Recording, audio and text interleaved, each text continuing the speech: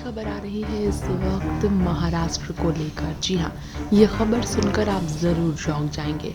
जो संजय राउत महायुति के नेताओं की आलोचना करने से नहीं थकते थे, वो संजय राउत सीएम देवेंद्र फडणवीस की तारीफ कर रहे हैं। क्या बीजेपी के साथ यूबीटी की शिवसेना यानी उद्धव ठाकरे गुट कोई बड़ा खेल खेलने वाली है? करारी हार के बाद उद्धव ठाकरे के गुट के सुर बदल चुके हैं। सामना में लिखे गए संपादकीय के बाद महाराष्ट्र से लेकर दिल्ली की सियासत में तमाम सवाल पूछे जा रहे हैं। क्या महाराष्ट्र में नए राजनीतिक समीकरण देखने को मिलेंगे? अब क्या महाराष्ट्र की राजनीति में शिवसेना और बीजेपी के बीच दूरियां खत्म हो रही है? सवाल तो बड़े हैं कि एक दूसरे के करीब भी ये आ सकते हैं।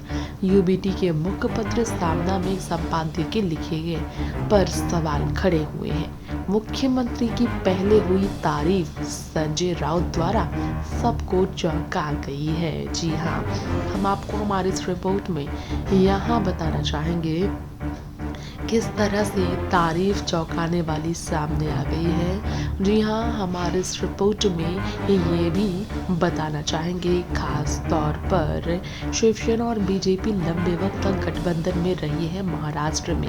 2019 के विधानसभा चुनाव के बाद भले ही दोनों गुट अलग हैं, क्योंकि मुख्यमंत्री के चयन के मसले पर जबरदस्त हुई थे लड़ाई और गठबंधन टूटा। हालांकि 2022 में शिवसेना में शिंदे की बगावत के बाद बड़ी फूट ने उद्धव गुट को बड़ा झटका दिया था।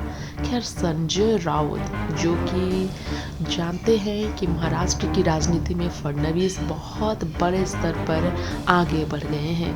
अब कहा जा रहा है शिवसेना यूबीटी बीजेपी के साथ आ सकती है। जी हाँ, महाविकास अघाड़ी जरूर बिखर जाएगा ऐसे में, क्योंकि उद्धव जो है फडणवीस से मिले थे और दोनों दलों के बीच रिश्ते को लेकर हो रही थी चर्चाएं। संजय राउत से पूछा गया इसी बीच संपादकीय के सामने आने के बाद कि उन्होंने फडणवीस की तारीफ क्यों की, तो उन्होंने कहा, इसका जवाब बचाव में देते हुए, ये सरकार ने इस मामले में अच्छा काम किया है।